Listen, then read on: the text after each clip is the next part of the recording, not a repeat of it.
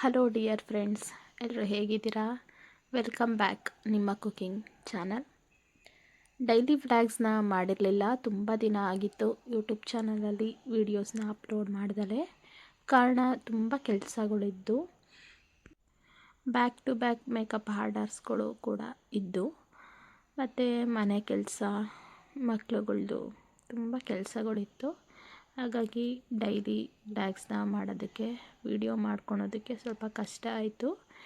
ಕೆಲವೊಂದೊಂದು videos ಇದ್ರೂ ಕೂಡ video ಮಾಡೋದಕ್ಕೆ, ಎಡಿಟ್ ಮಾಡೋದಕ್ಕೆ, ವಾಯ್ಸ್ ಓವರ್ ಕೊಡೋದಕ್ಕೆ ಟೈಮು ಸಾಕಾಗ್ತಾ ಇರಲಿಲ್ಲ. ಮಧ್ಯದಲ್ಲಿ ನನಗೂ ಸ್ವಲ್ಪ ಆರೋಗ್ಯ ಸಮಸ್ಯೆ ಆಯಿತು. ಹಾಗಾಗಿ ಡೈಲಿ ವಿಡಿಯೋನ ಹಾಕೋದಕ್ಕೆ ಆಗಲಿಲ್ಲ. ಇವತ್ತು ಬೆಳಗ್ಗೆಯಿಂದನೇ ನಾನು ವಿಡಿಯೋನ ಸ್ಟಾರ್ಟ್ ಮಾಡ್ಕೊಂಡಿದ್ದೀನಿ. ಇವಾಗೂ ಸ್ವಲ್ಪ ಗಂಟಲು ನೋವಿದೆ, ಆದ್ರೂ ವಿಡಿಯೋ ಆಗ್ತಲೇ ತುಂಬ ದಿನ ಆಗಿತ್ತಂತ ವಿಡಿಯೋ ಮಾಡ್ತಾಯಿದ್ದೀನಿ. ಬೆಳಿಗ್ಗೆನೇ ಸ್ವಲ್ಪ ಬಿಸಿನೀರು ಕುಡಿದು ಪಲ್ಯ, ಚಟ್ನಿ ಮತ್ತು ದೋಸೆ ಮಾಡೋಣ ಅಂತ ಎಲ್ಲ ಹೆಚ್ಕೊಳೋದಕ್ಕೆ ನೀರೊಳಗಡೆ ತರಕಾರಿ, ಉಪ್ಪು ಎಲ್ಲ ಹಾಕಿ ಇಟ್ಟಿದ್ದೀನಿ. ಸ್ವಲ್ಪ ಅರಿಶಿನ ಪುಡಿ ಹಾಕಿ ಒಂದು ಅರ್ಧ ಗಂಟೆ ತರಕಾರಿನ ನೀರಲ್ಲಿ ಹಾಕಿಟ್ರೆ ನನಗೂ ಸಮಾಧಾನ ಆಗುತ್ತೆ ಅದನ್ನು ಹೆಚ್ಕೊಳೋದಕ್ಕೆ ಅಂತ. ಇಲ್ಲಿ ಕರಿಬೇವಿನ ಸೊಪ್ಪನ್ನ ತಿಂತಾಯಿದ್ದೀವಿ. ನಮ್ಮ ಮನೆಯಲ್ಲಿ ಎಲ್ಲರೂ ಕೂಡ ಕರಿಬೇವಿನ ಸೊಪ್ಪನ್ನ ತಿಂತೀವಿ ಬೆಳಗ್ಗೆ ಎದ್ದ ತಕ್ಷಣ. ಬಿಸಿನೀರು ಕುಡಿದು ಕರಿಬೇವಿನ ಸೊಪ್ಪನ್ನ ತಿಂದರೆ ಹೇರ್ಗೆ ಮತ್ತು ಕಣ್ಣಿಗೆ, ನಮ್ಮ ಸ್ಕಿನ್ಗೂ ಕೂಡ ತುಂಬ ಒಳ್ಳೆಯದು. ಹಾಗಾಗಿ ಒಂದು 3-4 ಎಸ್ಲು ಕರಿಬೇವಿನ ಸೊಪ್ಪನ್ನ ಯಾವಾಗಲೂ ಬಾಯಲ್ಲಿ ಹಾಕೊಂಡು ಜಗಿತಾ ಇರ್ತೀನಿ ಬೆಳಗ್ಗೆ ಟೈಮು. ಮತ್ತು ನಾನು ಹೊರ್ಗಡೆ ಕಸ ಎಲ್ಲ ತೆಗೆದು ಬಾಗಿಲಿಗೆ ನೀರು ಹಾಕಿ ರಂಗೋಲಿ ಬಿಟ್ಟು ಹೋಗಿದ್ದೆ. ಇವಾಗ ಹೂವನ್ನ ಎತ್ಕೊಂಡು ಹೂವನ್ನ ಇಡ್ತಾಯಿದ್ದೀನಿ ಬಾಗಿಲಿಗೆಲ್ಲ. ಮತ್ತು ಯಾವಾಗಲೂ ಹಿಂಗೆಲ್ಲ ರಂಗೋಲಿ ಬಿಡೋದಿಲ್ಲ. ಯಾವಾಗಲಾರು ಒಂದು ಟೈಮ್ ಮನಸ್ಸಿಗೆ ಇವತ್ತು ಟೈಮ್ ಇದೆ, ರಂಗೋಲಿ ಬಿಡ್ಬೋದು ಅಂತ ಇದ್ದಾಗ ಮಾತ್ರ ತುಂಬ ಚೆನ್ನಾಗಿ ರಂಗೋಲಿ ಬಿಡ್ತೀನಿ. ಇಲ್ಲಾಂದರೆ ಸಿಂಪಲಾಗಿ ಒಂದು ರಂಗೋಲಿ ಬಿಟ್ಬಿಟ್ಟು ಮುಗಿಸ್ತೀನಿ. ನಂತರ ಚಟ್ನಿ ಪಲ್ಯ ಮಾಡಿದೆ. ದೋಸೆ ಹಾಕೋದಕ್ಕೆ ನನ್ನ ಮಕ್ಕಳು ಬರಲಿ, ಫ್ರೆಶ್ ಅಪ್ ಆಗಿಬಿಟ್ಟು ಅಂತ ಕಾಯ್ತಾ ಇದ್ದೆ. ಅವರು ಫ್ರೆಶ್ ಅಪ್ ಆಗಿ ಬಂದರು. ಮತ್ತು ನಮ್ಮ ಮನೆಯವರು ತೋಟಕ್ಕೆ ಹೋಗಿದ್ರು ಬೆಳಿಗ್ಗೆನೆ, ತೋಟ ನೋಡ್ಕೊಂಬರೋದಕ್ಕೆ. ಅಂದರೆ ತೋಟ ಅಂತಾರಲ್ಲ ಆ ಥರ ಹೋಗಿದ್ರು ನೋಡ್ಕೊಂಬರೋದಕ್ಕೆ. ಕಾಯಿ ಎಲ್ಲ ಬಿದ್ದಿರುತ್ತೆ ನೈಟೆಲ್ಲ ತೊಗೊಂಬರ್ತಾರೆ. ಅವರು ಬಂದರು. ಮತ್ತು ಮಕ್ಕಳುಗಳಿಗೆ ಈ ಥರ ಅವ್ರು ಕೇಳಿರೋ ಶೇಪಲ್ಲಿ ದೋಸೆ ಹಾಕ್ಕೊಟ್ರೆ ಒಂದು ದೋಸೆ ಎಕ್ಸ್ಟ್ರಾ ತಿಂತಾರೆ. ಮತ್ತು ದೋಸೆಗೆ ಎಣ್ಣೆ ಹಾಕೋದಿಲ್ಲ, ತುಪ್ಪ ಹಾಕಿ ಸವರಿ ಕೊಡ್ತೀನಿ. ಅದು ಇನ್ನೂ ಟೇಸ್ಟಾಗಿರುತ್ತೆ. ಹಾಗಾಗಿ ಇನ್ನೊಂದು ದೋಸೆ ಎಕ್ಸ್ಟ್ರಾ ತಿಂತಾರೆ ಅಂತ ಸ್ವಲ್ಪ ಅವ್ರು ಹೇಳಿರೋ ಥರ ಶೇಪಲ್ಲಿ ಒಂದೊಂದು ಟೈಮ್ ಇದ್ದಾಗ ಈ ಥರ ದೋಸೆ ಹಾಕಿ ಕೊಡ್ತೀನಿ. ಇವರಿಗೆ ದೋಸೆ ಮತ್ತು ಅಂದರೆ ದೋಸೆ ಹಿಟ್ಟಲ್ಲಿ ಮಾಡಿರ್ತಕ್ಕಂಥ ಎಲ್ಲ ಐಟಮ್ಸು ಇಷ್ಟ. ಕಡುಬು ಕೂಡ ತುಂಬ ಇಷ್ಟಪಟ್ಟು ತಿಂತಾರೆ, ಪಡ್ಡು ಕೂಡ ತುಂಬ ಇಷ್ಟಪಟ್ಟು ತಿಂತಾರೆ. ಅದಕ್ಕೋಸ್ಕರ ಸ್ವಲ್ಪ ನಾನು ದೋಸೆ ಹಿಟ್ಟನ್ನು ಜಾಸ್ತಿ ಮಾಡಿ ಫ್ರಿಜ್ಜಿನಲ್ಲಿ ಇಟ್ಕೊಂಡಿರ್ತೀನಿ. ಅವ್ರಿಗೆ ಇವಾಗ ದೋಸೆನ ಹಾಕ್ಕೊಡ್ತಾಯಿದ್ದೀನಿ. ಅವ್ರಿಗೆ ದೋಸೆ ಹಾಕ್ಕೊಟ್ಟಾದ್ಮೇಲೆ ನಮಗೆ ದೋಸೆ ಹೊಯ್ಕೊತಾ ಇದ್ದೀನಿ. ಮತ್ತು ದೋಸೆಗೆ ಬರೀ ಚಟ್ನಿ ಮಾಡಿದ್ರೆ ತಿನ್ನಲ್ಲ, ಬರೀ ಪಲ್ಯ ಮಾಡಿದ್ರೆ ತಿನ್ನಲ್ಲ. ಚಟ್ನಿ ಪಲ್ಯ ಎರಡೂ ಕೂಡ ಇರಬೇಕು ಮನೆಯಲ್ಲಿ ದೋಸೆಗೆ. ಹಾಗಾಗಿ ನಾನು ಚಟ್ನಿ ಪಲ್ಯ ಎರಡೂ ಮಾಡ್ತೀನಿ ದೋಸೆಗೆ. ಟೈಮ್ ಇದ್ದರೆ ಏನು ಮಾಡೋದಕ್ಕೂ ಬೇಜಾರು ಆಗಲ್ಲ. ಬಟ್ ಟೈಮ್ ಇಲ್ಲ ಅಂದರೆ ತುಂಬ ಕಷ್ಟ ಆಗುತ್ತೆ. ಏನೇ ಮಾಡೋದಕ್ಕಾದರೂ ತುಂಬ ಕಷ್ಟ ಅನಿಸುತ್ತೆ. ಟೈಮ್ ಆಗ್ತಾ ಇರುತ್ತೆ, ಈ ಕಡೆ ಕೆಲ್ಸಕ್ಕೂ ಟೈಮ್ ಆಗಿರುತ್ತೆ. ಸೊ ಹಾಗಾಗಿ ಟೈಮ್ ಇದ್ದರೆ ಏನು ಅನಿಸಲ್ಲ. ನಾನಿಲ್ಲಿ ನಮಗೂ ದೋಸೆ ಹಾಕ್ಕೊಂಡು ನಾವು ದೋಸೆ ತಿಂದು ಮಧ್ಯಾಹ್ನಕ್ಕೆ ಮತ್ತು ಸಂಜೆಗೆ ಸ್ವಲ್ಪ ಸಾಂಬಾರು ಮಾಡಿಟ್ಟು ನಾನು ಹೊರಟೆ. ಒಂದು ಮೇಕಪ್ ಇತ್ತು, ಗ್ರೂಮ್ ಕಡೆದು, ಬ್ರೈಡ್ ಅಲ್ಲ, ಗ್ರೂಮು ಮತ್ತು ಗ್ರೂಮ್ ಅಕ್ಕ ತಂಗೀರಿಗೆ ಮೇಕಪ್ ಇತ್ತು. ಅವತ್ತು ನೈಟು ಅಲ್ಲೇ ಸ್ಟೇ ಆಗಬೇಕಾಗಿತ್ತು. ಇವರು ಫ್ಯಾಮಿಲಿ ಫ್ರೆಂಡ್ಸು.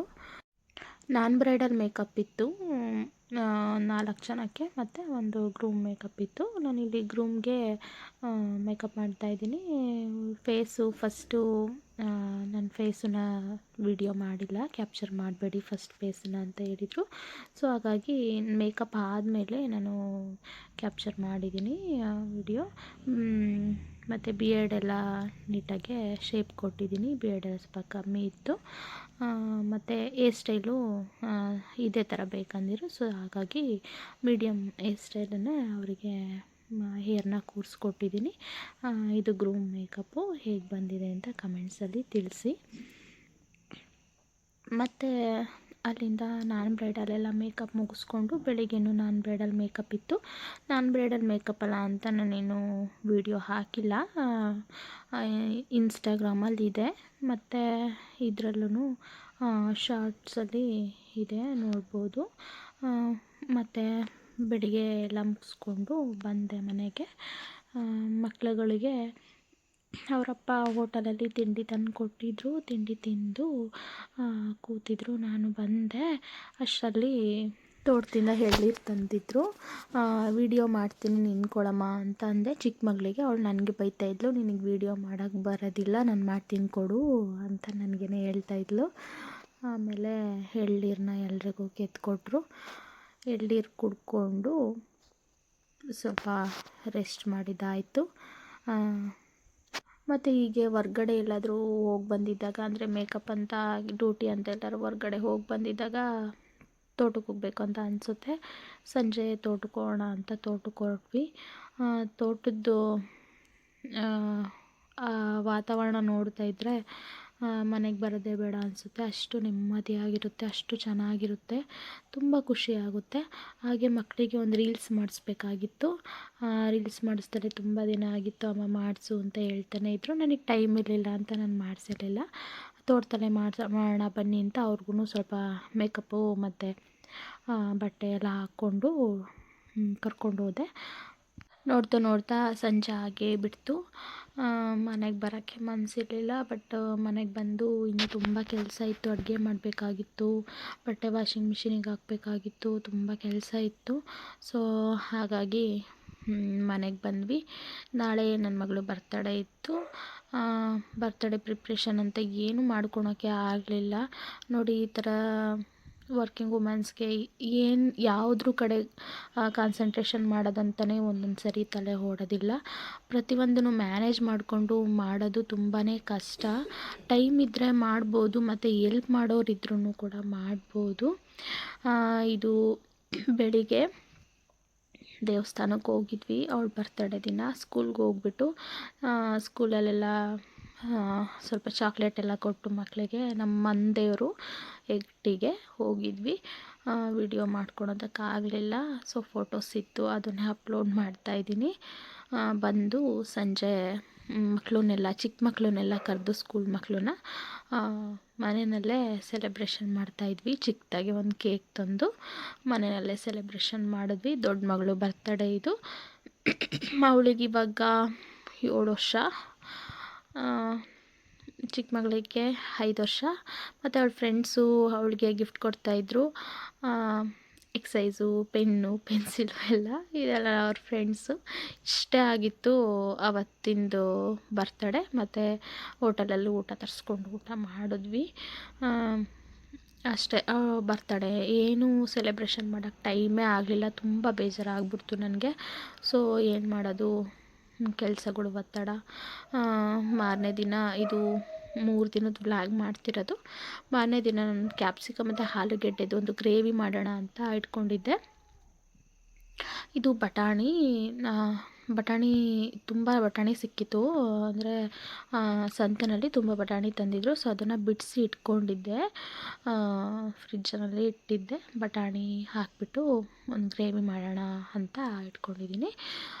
ಈ ಗ್ರೇವಿ ಮಾಡಿದೆ. ನಮ್ಮ ಮನೆಯವರಿಗೆಲ್ಲ ತುಂಬ ಇಷ್ಟ ಆಯಿತು. ನನಗೆ ಸ್ವಲ್ಪ ಇಷ್ಟ ಆಗಲಿಲ್ಲ, ಯಾಕಂತ ಗೊತ್ತಿಲ್ಲ. ಬಟ್ ನನಗೆ ಈ ಥರ ಗ್ರೇವಿ ಎಲ್ಲ ಇಷ್ಟ ಆಗೋಲ್ಲ. ಮಿಕ್ಸಡ್ ಪಲ್ಯ ಆ ಥರನೂ ಇಷ್ಟ ಆಗೋಲ್ಲ.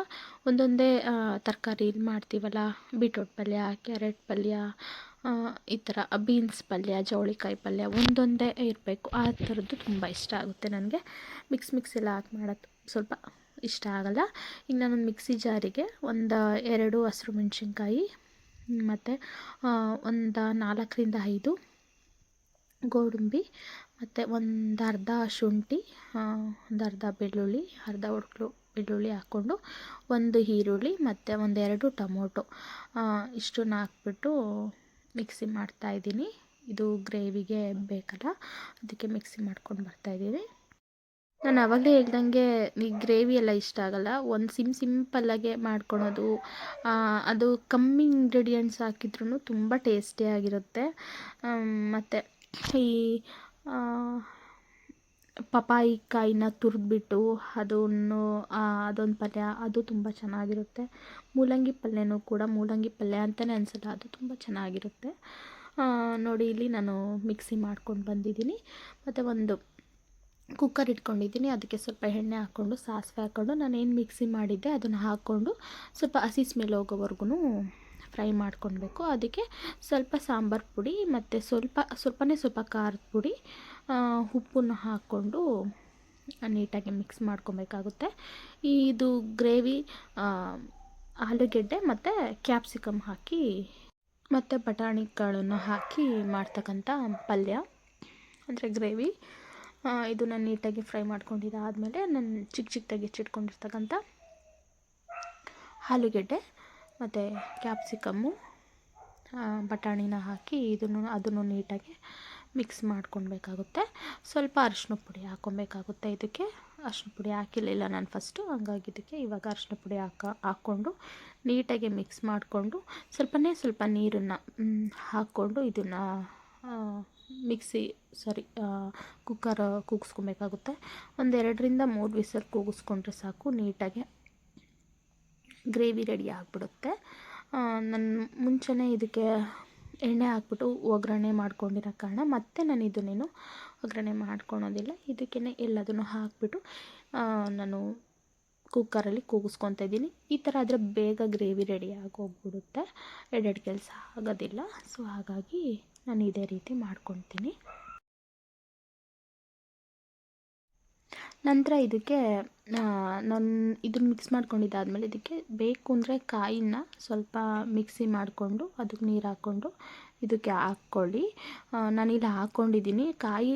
ತೆಂಗಿನಕಾಯಿ ತುರಿನ ಹಾಕ್ದಂಗಿದ್ರೂ ಕೂಡ ಟೇಸ್ಟು ಚೆನ್ನಾಗಿರುತ್ತೆ. ಬಟ್ ತೆಂಗಿನಕಾಯಿ ತುರಿ ಹಾಕ್ಕೊಂಡ್ರೆ ಟೇಸ್ಟು ಸ್ವಲ್ಪ ಬೇರೆ ಆಗಿಬಿಡುತ್ತೆ. ನನಗಿಲ್ಲಿ ಹಾಕಬಾರ್ದಾಗಿತ್ತು ಅಂತ ಅನ್ನಿಸ್ತು. ನಮ್ಮನೆಯವರು ಇಲ್ಲ ಹಾಕಿದ್ದು ಚೆನ್ನಾಗಾಯಿತು ಅಂತ ಅಂದರು. ಬಟ್ ಯಾಕಂದರೆ ಇದಕ್ಕೆ ಗೋಡಂಬಿ ಹಾಕ್ಕೊಂಡಿರ್ತೀವಿ ಮಿಕ್ಸಿಗೆ ಫಸ್ಟ್ ಗ್ರೇವಿ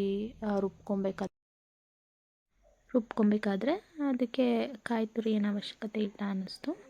ಬಟ್ ಹಾಕಿ ಸ್ವಲ್ಪ ನೀರನ್ನು ಹಾಕಿ 2 ಅಥವಾ 3 ವಿಸಲನ್ನು ಕೂಗಿಸಿದ್ರೆ ಈ ಥರ ರೆಡಿ ಆಗಿಬಿಡುತ್ತೆ ಗ್ರೇವಿ. ಇದು ಚಪಾತಿ, ರೊಟ್ಟಿ ಮತ್ತು ದೋಸೆಗೆ ಚೆನ್ನಾಗಾಗುತ್ತೆ. ಅನ್ನಕ್ಕೆ ಅಷ್ಟೊಂದೇನು ಚೆನ್ನಾಗಿ ಅನಿಸಲ್ಲ. ಇಲ್ಲಿ ನನ್ನ ಮಕ್ಕಳು ನನ್ನ ವೇಲನ್ನು ಹಾಕ್ಕೊಂಡು ಸೀರೆ ಅಂತ ಆಟ ಆಡ್ತಾಯಿದ್ರು. ಚಿಕ್ಕ ಮಕ್ಕಳಿದ್ದಾಗ ಅಮ್ಮನ ವೇಲೆ ಅಲ್ವಾ ಅವರಿಗೆ ಸೀರೆ, ಅವರು 2 ಗೊಂಬೆ ಹಿಡ್ಕೊಂಡು ಇದು ಮಕ್ಕಳು, ಅದನ್ನು ನನ್ನ ಪಾಪು, ಇದು ನಿನ್ನ ಪಾಪು ಅಂತ ಆಟ ಆಡ್ತಾಯಿದ್ರು. ಅದೊಂದು ಕ್ಲಿಪ್ಪಿಂಗ್ನ ಆ್ಯಡ್ ಮಾಡಿದ್ದೀನಿ.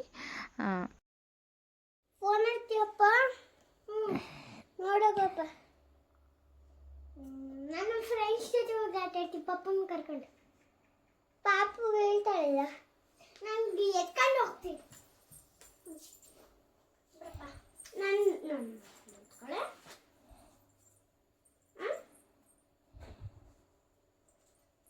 ಇಬ್ಬರನ್ನು ಎತ್ಕೊಳ್ಳೆ.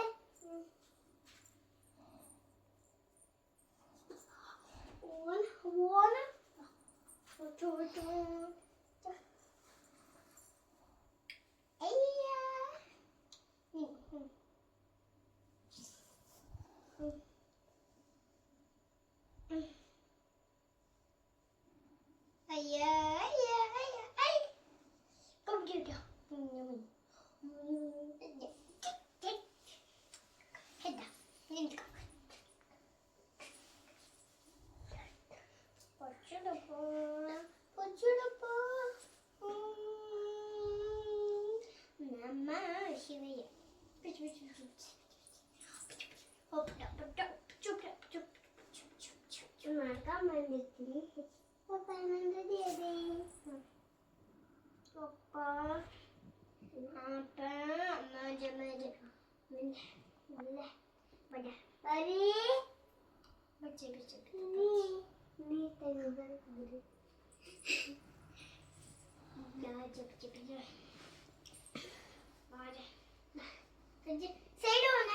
ಫ್ರೆಶ್ ಫೋನ್ ಚಂಗಿ ಚಂಗಿ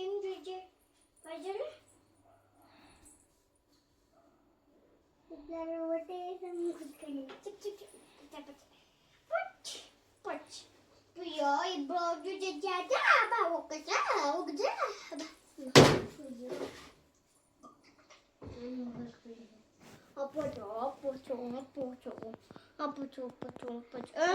ನೀನ್ ಬಾರಿ ಓದ್ತಿದ್ರೆ ಹೊಡೆದೋಗ್ತಿತ್ತು ಮತ್ತೆ ನಾನು ಕಮ್ಮಿಟ್ಟೆ ಬಡಾರ ನಂಗೆ ಜೋಡಿ ನಿಮ್ಮ ಬಾಟ್ಲಿ ಏನೋ ಬಾರಮ್ಮ ಬಾ ಇದು ಚೂರು ಇವ್ರದ್ದು ಆಟ ಎಲ್ಲ ಮುಗೀತು. ಇವಾಗ ಓದ್ಕೊಂಡು ಕೂತಿದ್ದಾರೆ. ಇದು ನಮ್ಮದು ಡೈಲಿ ರೋಟೀನ್. ಈ ವಿಡಿಯೋ ನಿಮಗೆ ಇಷ್ಟ ಆದರೆ ಪ್ಲೀಸ್ ನಮಗೆ ಸಪೋರ್ಟ್ ಮಾಡಿ, ಸಬ್ಸ್ಕ್ರೈಬ್ ಮಾಡ್ಕೊಳ್ಳಿ. ಮತ್ತೊಂದು ಇಂಟ್ರೆಸ್ಟಿಂಗ್ ವಿಡಿಯೋ ಜೊತೆ ಮತ್ತೆ ಬರ್ತೀನಿ. ಅಲ್ಲಿವರೆಗೂ ಖುಷಿಯಾಗಿರಿ ಮತ್ತು ನೆಮ್ಮದಿಯಾಗಿರಿ. ನೆಮ್ಮದಿ ತುಂಬ ಮುಖ್ಯ ಲೈಫಲ್ಲಿ. ಪ್ಲೀಸ್ ನೆಮ್ಮದಿಯಾಗಿರಿ, ಖುಷಿಯಾಗಿರಿ. ಬಾಯ್.